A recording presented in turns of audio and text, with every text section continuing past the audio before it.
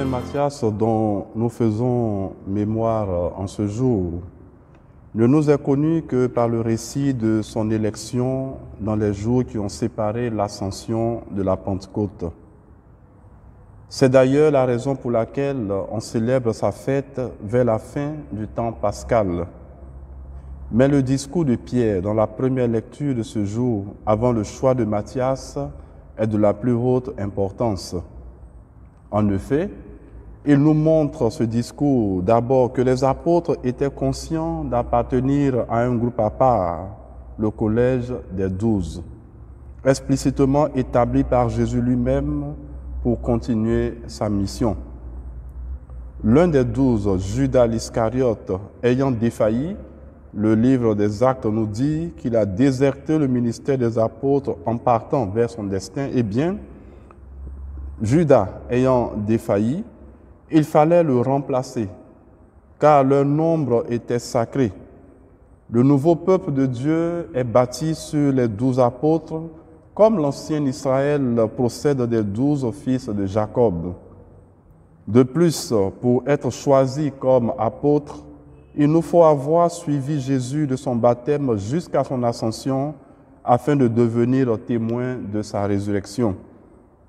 Avoir vécu avec le Christ, entendu son enseignement et partagé son intimité, puis avoir mangé et bu avec lui après sa résurrection d'entre les morts, c'est là l'expérience irremplaçable qui permettrait aux apôtres de parler avec assurance et leur donnerait la force de sceller leur témoignage de leur sang.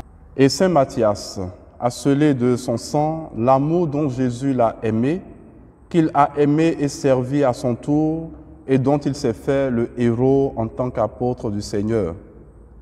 À l'amour qu'il aura pour les autres, on reconnaîtra le disciple ou l'ami du Christ, car c'est de l'amour dont le Père l'aime qu'il a lui-même aimé et choisi ceux qu'il a établis pour continuer son œuvre qui est de rassembler tous les enfants de Dieu dispersés.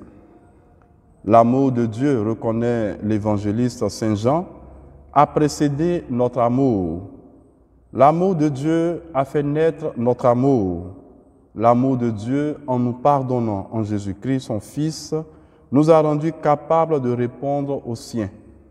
Dès lors, il n'y a de connaissance de Dieu et de vie avec lui que si l'homme, à son tour, manifeste un même amour gratuit à ses frères. Tel est l'héritage que Jésus ressuscité, en entrant le premier dans le royaume de son Père, laisse à ceux qui lui ont été confiés par le Père, en attendant de le rejoindre un jour. Amen.